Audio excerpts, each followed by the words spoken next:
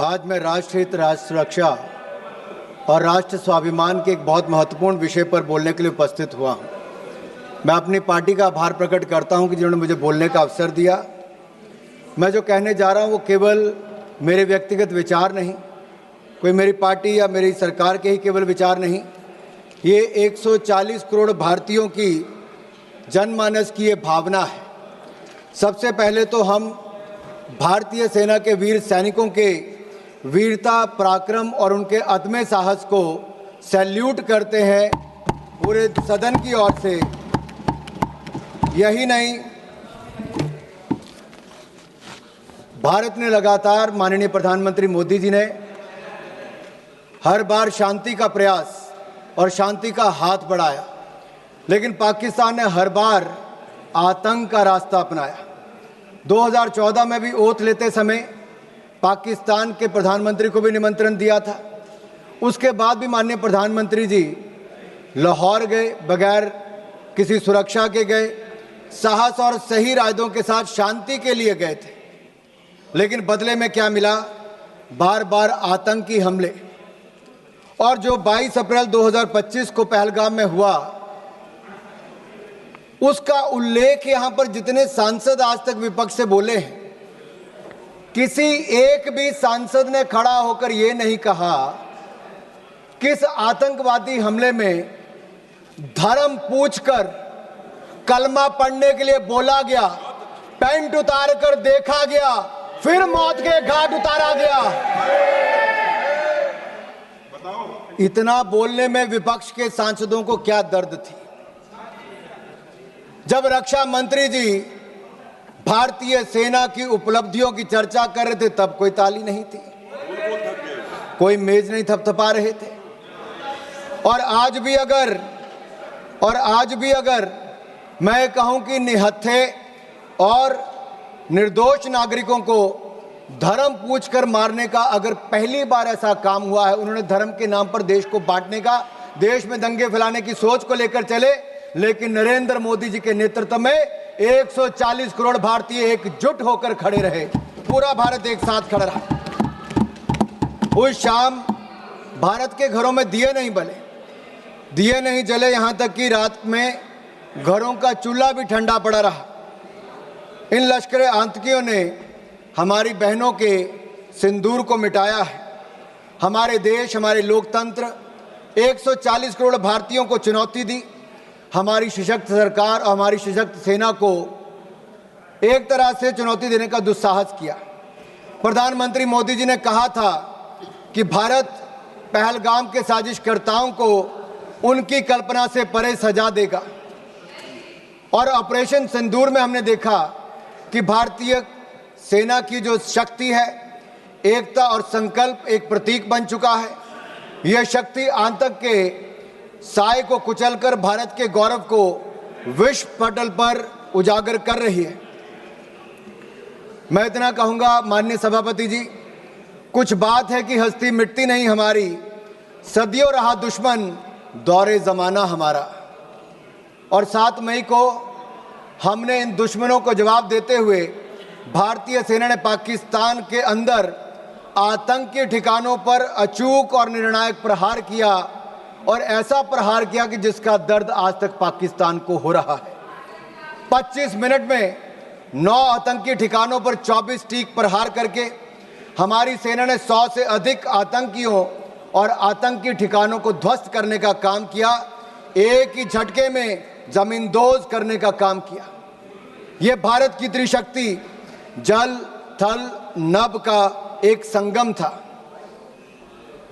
हमने विश्व को साफ शब्दों में बता दिया कि भारत के विरुद्ध अगर कोई आतंकवाद की किसी घटना को अंजाम देगा तो हमला भारत पर हमला माना जाएगा, भारत के खिलाफ युद्ध माना जाएगा, और भारत इसे अपने तरीके से निपटेगा। और इसका करारा जवाब भी देखा। जो आंख उठाकर देखेगा उसको ऐसी दर्द दी जाएगी कि उसकी आने वाली पीढ़ियों को भी दर्द महसूस होती रहेगी। ये भारत का आतंकवाद के विरुद्ध शंखनाद था। ये अब भारत, मैं स्पष्ट करना चाहता हूं, भारत डोजियर नहीं, डोज देगा।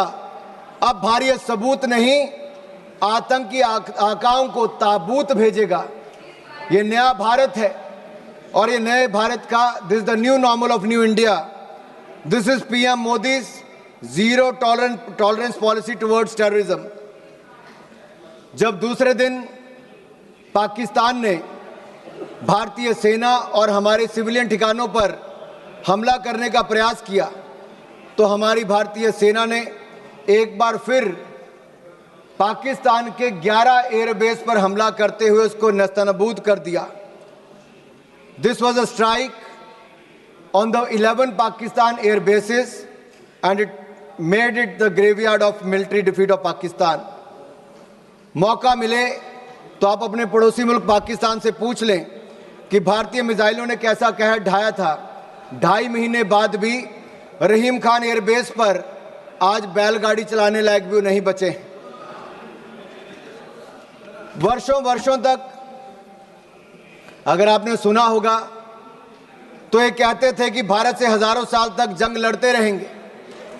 गज़वे हिंद के मंसूबे पाले बैठे थे, ब्लीड इंडिया विद 1000 कट्स के मंसूबे पाले बैठे थे और ये मंसूबे पालने वाले 48 घंटे भी भारतीय सेना का मुकाबला नहीं कर पाए। भारतीय सेना ने ऐसा दर्द देने का काम किया है। और मैं विपक्ष के लोगों को कहना चाहता हूं, राहुल जी तक संदेश जरूर पहुंचा देना, भारतीय सेना वहां पर मारती है जहां सबसे ज्यादा दर्द होता है। Indian army strikes the enemy where it hurts the most, in mind, in might and on their map। उधर पाकिस्तान के जर्नल जिहादी बंकर में छिप गए थे, यहां तक कह दिया था कि पाकिस्तान में भूकंप आ गया है। अगर शक हो तो अपने प्रिय पाकिस्तान से पूछ कर देख लेना, जिसके कसीदे आप दिन रात पढ़ते रहते हो। और मुझ पर विश्वास नहीं तो जाकर उनके उप प्रधानमंत्री इशाक डार ने क्या बोला उसका मैं कोट यहां पर करना चाहता हूं। भारत की सेना हमें मार रही थी, हम बेबस थे, हमारे सामने सीज फायर का भीख मांगने के अलावा और कोई चारा नहीं था। आई अन कोट, ये किसी और ने नहीं, पाकिस्तान के उप प्रधानमंत्री का कोट है। We launched precision missile attacks on their safe houses, bunkers and training camps। They targeted our tourists, but we attacked terrorists। We didn't strike civilians, we strike the very heart of terror military nexus। We did not escalate, we have neutralized with precision, purpose and power। This is not a reaction, this is the doctrine and this is the new normal। मैं इतना ही कहूंगा, भारत की प्रधानमंत्री मोदी जी की ये zero tolerance policy towards terrorism आज पूरी दुनिया भर के लिए कड़ा संदेश है। इस भारतीय सेना के हमलों में लश्कर तैयबा हो, जैश ए मोहम्मद हो, हिजबुल मुजाहिदीन हो, इनके ट्रेनिंग सेंटर पर कड़ा प्रहार किया गया। यहाँ तक कि पाकिस्तान की जो हवाई सुरक्षा है, लाहौर, पसरूर, चुनिया, अफरीवाला के HQM missile service radar station नष्ट कर दिए गए। वायुसेना अड्डे चकलाला में हो, सरगोदा, रहीम यार खान, कराची, भोलाई वायुसेना अड्डों को नुकसान किया गया। लड़ाकू और अवकाश विमान नष्ट कर दिए गए। C2 प्रणाली को नुकसान किया गया। वायु रक्षा समन्वय को पंगु बनाया गया। 9 आतंकी, जिसमें जैश ए मोहम्मद से लेकर लश्कर के ठिकानों को तबाह किया गया। हमने 26/11 के हमले में जो कांग्रेस इंतजार करती रही कि शायद दुनिया की कोई और ताकत आपको परमिशन देगी, we will not wait for the permission, we will strike with precision. हमने किसी का इंतजार नहीं किया, हमने आतंकवादियों को उनके घर में घुसकर मारा है, चाहे वो एयर स्ट्राइक की बात हो, सर्जिकल स्ट्राइक की बात हो या ऑपरेशन सिंदूर की बात हो। यही नहीं, इन अटैक्स में हमने पाकिस्तान एयरफोर्स का लगभग 20% इंफ्रास्ट्रक्चर ध्वस्त कर दिया है। 11 एयरफोर्स को हमने मात्र 3 घंटे में नेस्तनाबूद कर दिया। पहली बार है कि दुनिया के किसी न्यूक्लियर कंट्री के एयरफोर्स के कैंप्स को नष्ट करने का काम किया तो भारतीय सेना ने वो भी करके दिखाया है। यही नहीं, 26/11 के हमले में जिस स्थान से उन आतंकवादियों को ट्रेनिंग दी जाती थी, उन आतंकवादी ठिकानों को भी हमने ध्वस्त किया, मोस्ट वांटेड टेररिस्ट को भी हमने मारा और उनके आकाओं को भी मौत के घाट उतारने का काम किया तो भारतीय सेना ने किया। केवल आतंकियों को ही नहीं, पाक भोलारी एयरबेस में 50 से ज्यादा लोग मारे गए, जिसमें पाकिस्तान स्क्वाड्रन लीडर उस्मान यूसुफ को भी और 4 एयरमैन को भी मौत के घाट उतारने का काम भारतीय सेना ने किया। यही नहीं, आपने तो उदार दिल दिखाकर इंडस वाटर ट्रीटी कर ली थी, जो पाकिस्तान के 4 लाख एकड़ जमीन को सींचता है। भारत का 80% पानी वहां पर चला जाता है। 23 करोड़ पाकिस्तानियों को पानी के पीने की व्यवस्था वहां से मिलती है। लेकिन मोदी जी ने कहा कि water and blood can't flow together, terror and talk can't go together, और हमने इंडस वाटर ट्रीटी को सस्पेंड कर दिया है। जो आप इतने सालों तक नहीं कर पाए, वो नरेंद्र मोदी की सरकार ने, नरेंद्र मोदी जी ने करके दिखाया है। यही नहीं, ऑपरेशन सिंदूर में विश्व ने भारतीय सेना का शौर्य देखा और हथियारों की मारक क्षमता को भी देखा है। Made in India weapons have one battlefield validation and India has displayed its cutting edge defense technology to the world. हमारी मारक क्षमता और टेक्नोलॉजिकल सुपीरियरिटी ने पाकिस्तान और चीन सहित अन्य देशों को, आप में से कुछ विपक्ष के सांसदों ने कहा कि दूसरी तरफ चीन भी था, टर्की भी था, पाकिस्तान भी था। अरे ये स्पष्ट उदाहरण है आप सबके लिए, चाहे चीन था, टर्की था, पाकिस्तान था, अकेला भारत और भारतीय सेना तीनों पर भारी पड़ी है। यह दिखता है भारतीय मेक इन इंडिया प्रोडक्ट्स भी कैसे भारी पड़े हैं।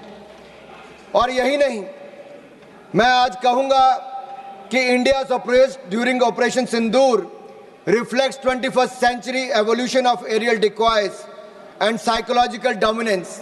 This is just not warcraft, it is Minecraft. India has displayed a textbook case of aerial combat.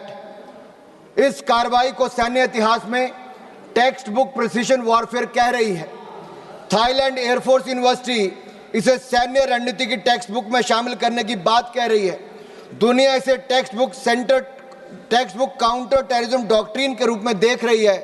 और एक ऑपरेशन सिंदूर से आज दुनिया भर में पता चल गया कि भारत की ताकत क्या है और जो आज के वॉरफेयर में भारत की नई टेक्नोलॉजी ने कैसे काम किया है। आप पूछ रहे थे पिछले 10 सालों में क्या हुआ। दीपेंद्र हुड्डा जी कह रहे थे कि भारतीय सेना के बजट को क्या हुआ डिफेंस के। माननीय निर्मला सीतारमण जी यहां पर है, रक्षा मंत्री जी हैं, पूर्व रक्षा मंत्री भी हैं, आज वित्त मंत्री हैं, राजनाथ जी हैं, रक्षा मंत्री हैं। मोदी सरकार में 2.5 लाख करोड़, आपके समय 2013-14 में डिफेंस बजट था, 2.5 लाख करोड़ से बढ़कर 6,22,000 करोड़ रुपया बजट कर दिया है। अरे आप 6,81,000 करोड़ रुपया बजट कर दिया है, दुगने से ज्यादा कर दिया, 3 गुना कर दिया है। और आप अपने गिरेबान में झांक कर देखिए, 10 साल आपने सेना को बुलेट प्रूफ जैकेट तक नहीं दी। नरेंद्र मोदी जी की सरकार में मात्र 3 सालों में 2 lakh bullet proof jacket make in India बनाकर हमने दी है। आपने 10 सालों में नहीं, 30 सालों में आपने 1 रैंक 1 पेंशन नहीं दिया। नरेंद्र मोदी जी की सरकार ने 1 रैंक पेंशन की मांग को भी पूरा किया है। और यही नहीं, मैं आपको बताना चाहता हूं, अटल जी की सरकार में देखिए, आपके समय 48 में, 62 में, 65 में, 71 की लड़ाइयां हुई, लेकिन सेना के जवानों का पार्थिव शरीर उनके घरों तक नहीं जाता था। अटल बिहारी वाजपेयी जी की सरकार बनी, तब जाकर पार्थिव शरीरों को उनके घर तक पहुंचाने का काम किया। तो अटल बिहारी वाजपेयी की सरकार ने, भारतीय जनता पार्टी की सरकार ने किया। और धर्मेंद्र जी, मैं इतना जरूर कह दूं, अरे मैं तो हिमाचल प्रदेश से आता हूं। हिमाचल प्रदेश राज्य छोटा है, लेकिन सेना में बड़ा योगदान है। अगर देश को पहला परमवीर चक्र विजेता किसी ने दिया तो मेजर सोमनाथ शर्मा हिमाचल प्रदेश ने दिया है। कारगिल युद्ध में अगर 52 शहादत सबसे ज्यादा हुई तो हिमाचल प्रदेश की हुई।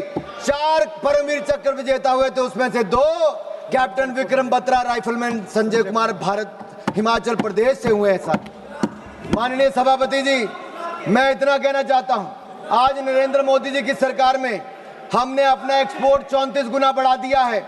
686 करोड़ से बढ़कर लगभग 24,000 करोड़ हो गया। हमारी defence manufacturing, defence production 1 lakh crore एक साल की पार कर गई और 193 हमने नए कॉन्ट्रैक्ट 2,09,050 करोड़ के एक साल में करके दिखाए और 100 देशों को डिफेंस प्रोडक्ट भारत देने का काम करने जा रहे। यही नहीं, लेकिन आपको डर तो होगा ही, क्योंकि जब मैं आपके सवाल खड़ा कर रहा हूं तो आपके पास उसका कोई जवाब नहीं है। मैं आपसे इतना जरूर पूछना चाहता हूं कि आखिरकार जब सेना की और सैन्य क्षेत्र में हमारे उपलब्धि की बात आती है तो आपके होंठ सिल क्यों जाते उनकी तारीफ करते हुए? कितने युद्ध देश ने देखे, लेकिन इस लड़ाई में मैं कहना चाहता हूं, भारत ने ना एक सैनिक खोया है, ना एक सैनिक खोया, ना एक सैनिक शहीद हुआ, ना युद्ध हुआ, लेकिन फिर भी हमारी विजय हुई, शोर भी नहीं हुआ, सिंहनाद की गूंज उठी है। ये भारत ने करके दिखाया है। मोदी जी की नीति और सेना की रणनीति काम आई है। प्रधानमंत्री मोदी जी के बारे में ये कहूंगा, जब वो मुख्यमंत्री भी नहीं थे, उस समय हिमाचल के प्रभारी थे। कारगिल के युद्ध में वो उस समय भी सेना के जवानों का हाल पूछने कारगिल गए थे, और जब से वो प्रधानमंत्री बने हैं, हर दिवाली सेना के जवानों के साथ मनाने का काम प्रधानमंत्री मोदी ने किया है। सेना को सशक्त भी किया। और मैं एक बात कहूंगा, एक और भारत की सेना पाकिस्तान को कड़ा जवाब दे रही थी, लेकिन दूसरी ओर आप लोग क्या कर रहे थे? राहुल गांधी जी क्या कर रहे थे? सबूत मांग रहे थे और साथ ही साथ कवर फायर भी दे रहे थे। कवर फायर किसको दे रहे थे, ये आपको पूछना पड़ेगा। आपने कहा कि हमने सरेंडर कर दिया। हमने स्पष्ट किया है कि जब तक हमने ऑपरेशनल और मिलिट्री ऑब्जेक्टिव पूरा नहीं किया, तब तक हमने सीजफायर नहीं किया था, और तीसरे पक्ष की मध्यस्थता को हमने पहले नकार दिया था। और यही नहीं, एक बात तो मैं आपको स्पष्ट कर देना चाहता हूं, आज भारत का दूसरा सबसे लंबे समय तक प्रधानमंत्री के पद पर रहने वाला कोई व्यक्ति है तो उनका नाम नरेंद्र मोदी है। 2001 से लेकर 2025 तक, मुख्यमंत्री से लेकर प्रधानमंत्री तक, 25 साल में एक दिन की भी छुट्टी लिए बिना देश के लिए हर पल जीने का काम करने वाले नरेंद्र मोदी हैं। आपने भारत की सेना पर प्रश्न चिन्ह खड़ा किया है। मैं इतना कहूंगा, हम दुनिया का सबसे बड़ा लोकतंत्र है, दुनिया की चौथी बड़ी अर्थव्यवस्था है, दुनिया के सबसे लोकप्रिय प्रधानमंत्री नेता हमारे पास हैं। भारत को झुकाने वाला कोई कमाई का लाल पैदा नहीं हुआ जो झुका सके। भारत को कोई झुका सके ऐसा किसी में दम नहीं।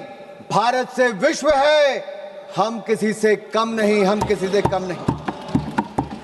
आदरणीय सभापति जी, भारत 2.5 मोर्चे पर लड़ाई लड़ रहा था। 2 मोर्चे तो सबको पता है, लेकिन ये जो आधा मोर्चा है ना, उस आधे मोर्चे में एक राहुल ऑक्युपाइड कांग्रेस भी है। राहुल ऑक्युपाइड कांग्रेस क्या, मैं बताऊंगा।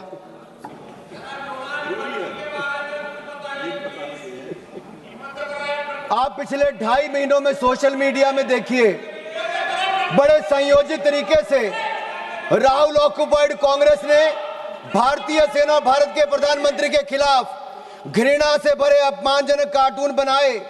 इसी कांग्रेस पार्टी ने, राहुल ऑक्युपाइड कांग्रेस ने आर्मी चीफ को सड़क का गुंडा कहने का काम किया।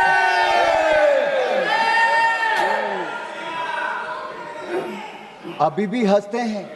अरे राहुल गांधी जी को सदन में खड़े होकर शर्म से माफी मांगनी चाहिए, पूरे देश से, भारतीय सेना से माफी मांगनी चाहिए। आप आर्मी चीफ को सड़क का गुंडा कहते हो, और बाटला हाउस कांड में शहीद होने वाले इंस्पेक्टर मोहनचंद शर्मा को आप श्रद्धांजलि तक नहीं दे पाए, लेकिन आपकी पूर्व राष्ट्रीय अध्यक्ष आतंकवादियों के मरने पे आंसू बहाने वहां चली गई थी। यह कांग्रेस है जो भारतीय सेना के साथ नहीं, उसके खिलाफ हथियार उठाने वाले आतंकवादियों के लिए आंसू बहाती है। देश ने आपका असली चेहरा देखा है। इससे बड़ा पाप और क्या हो सकता है कि आपने भारत को अपमानित और पराजित करने वाले राष्ट्र साबित करने में कोई कसर नहीं छोड़ी। आपने देश की जनता का मनोबल तोड़ने का कार्य किया, कोई कोर कसर आपने बाकी नहीं छोड़ी। और सुनिए मणिकम टैगोर जी, इतिहास नरेंद्र मोदी जी को उनके धैर्य और धीरता के लिए याद रखेगा, और राहुल ऑक्युपाइड कांग्रेस को उनके धोखे और धूर्तता के लिए धिक्कारेगा, धोखे और धूर्तता के लिए धिक्कारेगा। और मैं आपको बताऊं, जिस नेता की आप अपने की बात करते हैं, 2 बार देश की जनता ने लीडर ऑफ ऑपोजिशन बनने के लायक भी नहीं दिया। एक बार तो अमेठी की जनता ने हरा दिया, और अगर रो धोकर लीडर ऑफ ऑपोजिशन बन भी गए तो मैं कहना चाहता हूं वो एलओपी से एलओबी बन गए हैं। किरण जी पूछ रहे एलओबी का ही है भाई, पार्लियामेंट्री अफेयर मिनिस्टर को तो मुझे बताना पड़ेगा। एलओपी लीडर ऑफ ऑपोजिशन से एलओबी लीडर अपोजिंग भारत बन गए हैं। उनके एजेंडे पे केवल भारत का विरोध है, भारतीय सेना का विरोध है, और भारत के प्रधानमंत्री का विरोध करना ही लिखा है। इसलिए आज से उनको एलओबी कहना शुरू करना पड़ेगा। और मैं एक बात जरूर कहूं, पता नहीं वो कांग्रेस के पोस्टर बॉय बन पाए ना बन पाए, लेकिन पाकिस्तान के प्रोपेगेंडा के पोस्टर बॉय राहुल गांधी बन गए हैं।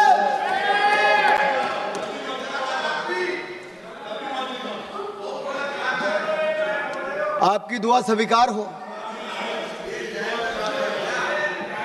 अब माननीय सभापति जी, आज सदन ने ऑपरेशन सिंदूर पर चर्चा करनी थी, लेकिन कांग्रेस के नेताओं में होड़ लगी थी कि कौन पाकिस्तान का सबसे सगा, सबसे प्रिय उभर कर सामने आए।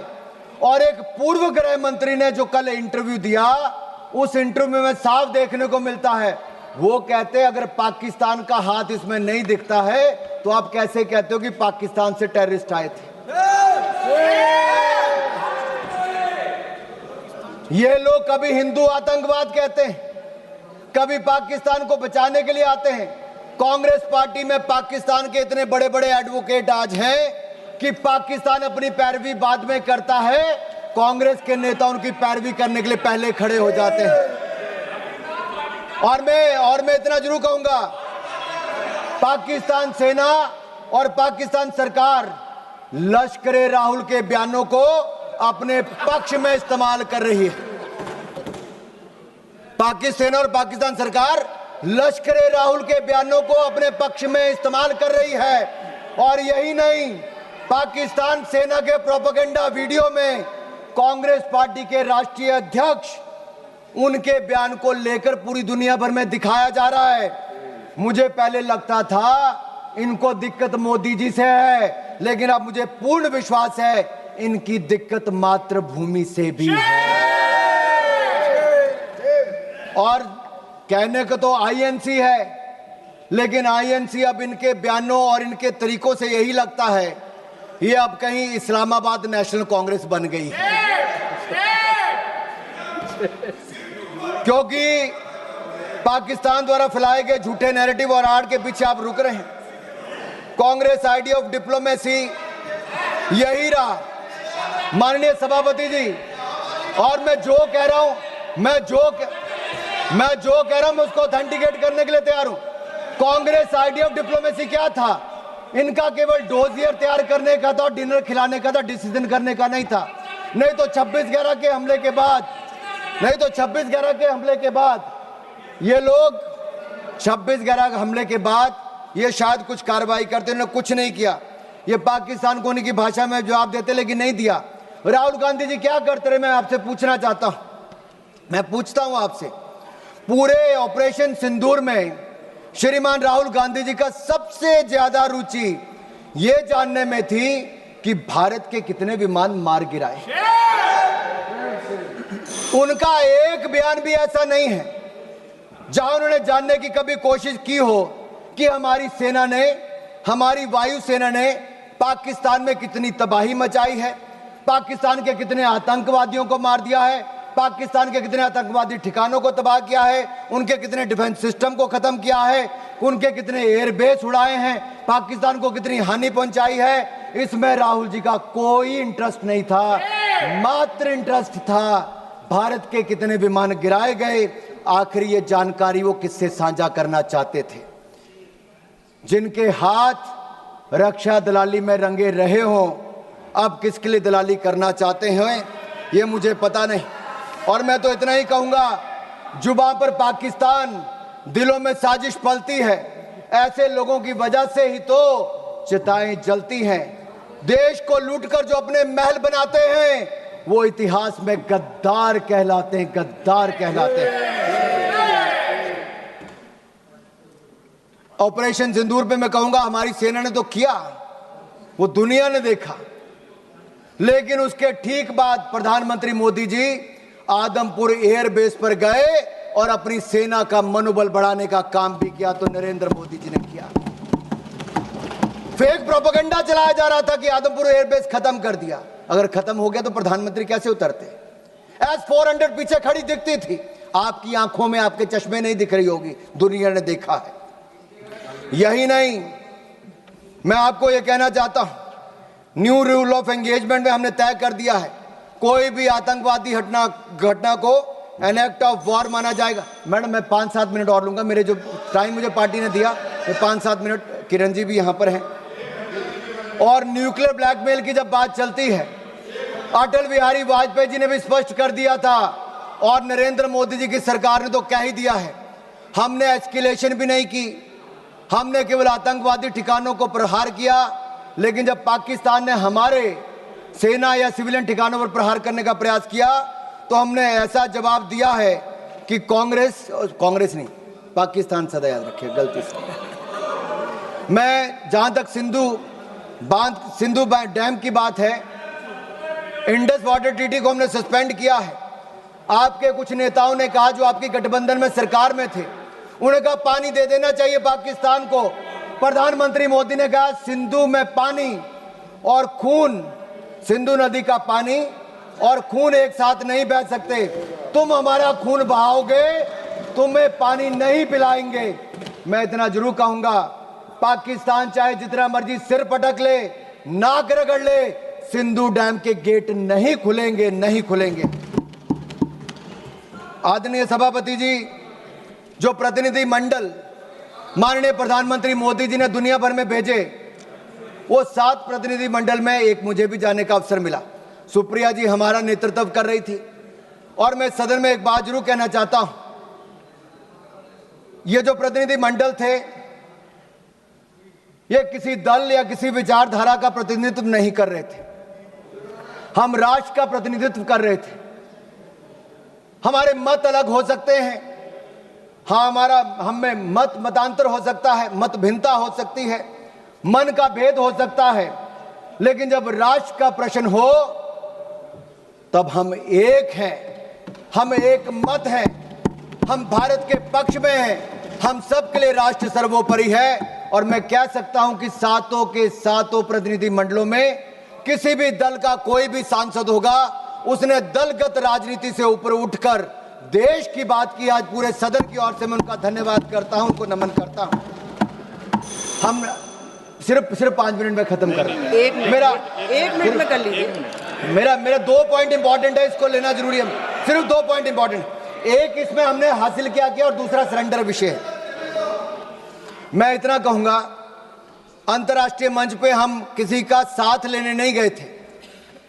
भारत ये बताने गया था कि भारत अपने दम पर आतंकवादी के आकाओं को मुंह तोड़ जवाब दे सकता है, और हमने मुंह तोड़ जवाब दे दिया है। हम फर्स्ट हैंड इंफॉर्मेशन देने गए थे, किसी का सहयोग मांगने नहीं गए थे। और 193 देशों में से 190 देशों ने एक साथ इन आतंकवादी हमलों की निंदा की है। ये नरेंद्र मोदी जी का दिखाता है। और यही नहीं, मुस्लिम देशों में भी पाकिस्तान को अलग थलग करने का काम किया, आतंकवाद के खिलाफ एक वैश्विक माहौल बनाया। और मैं कहना चाहता हूं कि जो रवैया कांग्रेस का रहा इस समय, वो सबसे अधिक निराशाजनक, अपमानजनक और आपत्तिजनक था। सेना और सरकार पर हमला करने में कांग्रेस कहीं पीछे नहीं रही, लेकिन भारत में जहां नरेंद्र मोदी जी की सरकार में हम लगातार आगे बढ़े, एक फेक नैरेटिव कांग्रेस के नेता द्वारा चलाया जा रहा है कि सरेंडर सरेंडर। माननीय सभापति जी, अगर पिछले 78 साल का हिसाब लिया जाए तो कांग्रेस ने कितने ब्लंडर और सरेंडर किए, ये आज देश को मैं बताना चाहता हूं और इन 2 मिनटों में बताऊंगा। 1948 में कश्मीर जैसे आंतरिक विषय को संयुक्त राष्ट्र में ले जाकर सरेंडर किसने किया? कांग्रेस ने। 1950 से 60 के दशक में एक्साई चीन को बंजर जमीन कहकर चीन की झोली में डालने का ब्लंडर किसने किया? कांग्रेस ने। 1954 में तिब्बत के अधिकार को छोड़कर चीन को कब्जा करने का स्वीकार किसने किया? कांग्रेस ने। 1958 में नून नेहरू समझौते के तहत बेरूबारी को पूर्व पाकिस्तान में स्थानांतरित करने को सरेंडर किसने किया? कांग्रेस ने। 1960 में पंजाब के सरजा माजरा, रख हरदीप सिंह पठान के, सुलेमान के, चक लोधी को पाकिस्तान को सौंपकर सरेंडर किसने किया? कांग्रेस ने। 1960 में सिंधु जल संधि के तहत पाकिस्तान को $174 मिलियन, आज के 14,000 करोड़ के बराबर, ये सरेंडर किसने किया? कांग्रेस ने। माननीय सदस्य प्लीज। 1963 में पाकिस्तान ने पीओके में 5,180 वर्ग किलोमीटर क्षेत्र चीन को सौंपने का काम किसने किया और चुप रहा? कांग्रेस ने। 1974 में इंदिरा गांधी ने एक समझौते के तहत कच्चा थीवू द्वीप श्रीलंका को सौंप दिया, सरेंडर किसने किया? कांग्रेस ने। संयुक्त राष्ट्र की सिक्योरिटी काउंसिल की सीट चीन को सरेंडर किसने की? कांग्रेस ने। भारत के हितों को किसने बेचा? 62 के युद्ध में अमेरिका से एयरफोर्स सपोर्ट की मांग कर सरेंडर किसने किया? कांग्रेस ने। 1965 में पाकिस्तान से जंग जीतकर 68 में 828 स्क्वायर वर्ग किलोमीटर पाकिस्तान को किसने सरेंडर किया? कांग्रेस ने। 1970 की जंग में पाकिस्तान के 93,000 सैनिक भारत के 56 सैनिक लिए बिना माननीय என்னுடைய வணக்கத்தை தெரிவித்துக் கொள்கின்றேன். பகல்காம் தாக்குதலுக்கு எதிராக தேசமே ஒன்றுபட்டு நிற்கிறது. வீழ்ந்த ஒவ்வொரு माननीय सभापति जी, ஏற்படுத்திய कांग्रेस का सरेंडर अभी पूरा नहीं हुआ भाई। कांग्रेस ने बहुत सरेंडर किया है, कांग्रेस ने बहुत सरेंडर किया, ब्लंडर भी बहुत किए 93,000 सैनिकों को, पाकिस्तान के 93,000 सैनिकों को भारतीय सेना ने नील डाउन करवाया था, मुर्गा बनाया था, लेकिन इंदिरा गांधी ने सरेंडर किया। अपने 54 भारतीय सैनिकों को लिए बिना पाकिस्तान के आगे सरेंडर किसने किया? कांग्रेस ने। ताशकंद समझौते में हाजी पीर दर्जे जैसे अति महत्वपूर्ण रणनीतिक क्षेत्र को पाकिस्तान को वापस देकर सरेंडर किसने किया? कांग्रेस ने। पाकिस्तान को न्यूक्लियर टेक्नोलॉजी ऑफर कर दुश्मन से हाथ मिलाने का सरेंडर किसने किया? कांग्रेस ने। 1984 में इंदिरा गांधी ने पाकिस्तान के कोटा परमाणु संयंत्र पर हमला करने से इनकार कर दिया, सरेंडर किसने किया? कांग्रेस ने।